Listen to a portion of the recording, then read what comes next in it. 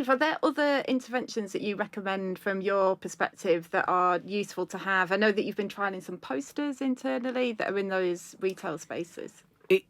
There isn't a silver bullet. There's not one thing. It's an onion approach. You've got to have layers because you'll have different types of individual that go to different lengths. So you've just got to make sure you've got that really good security package, that layered approach.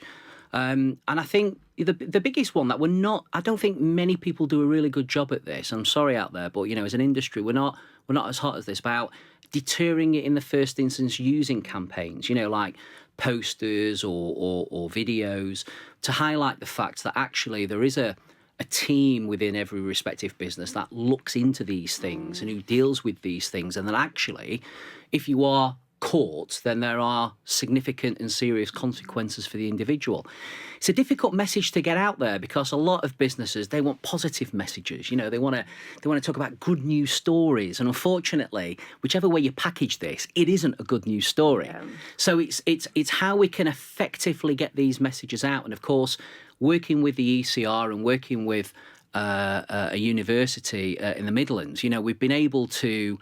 I think utilise those students and their creativity to come up with some interesting messaging. And I think for me, I was very impressed with a number of those attempts by students to get what is a difficult message out there and package it in a different way. So we are looking at revamping. We call it wallpaper. Shouldn't really call it wallpaper, but the stuff in stores, the messages in stores, to try and tap into store staff and logistics staff in a different way than they have been done, we have done before. So I think yes, an onion approach, but I think messaging, internal messaging, how we can talk about it, how we can highlight it, I think is really key as well. Yeah, definitely. Forward. And raising awareness. Yeah. Within criminology, there's been various studies that have trialled using just simple images of eyes in high-risk locations, and that's had some successes to reduce the theft of bicycles in some locations, with honesty boxes for confectionery and things like that. So it's interesting, but I imagine in a retail space that more sort of punitive, we're watching you messaging might not actually be the best approach.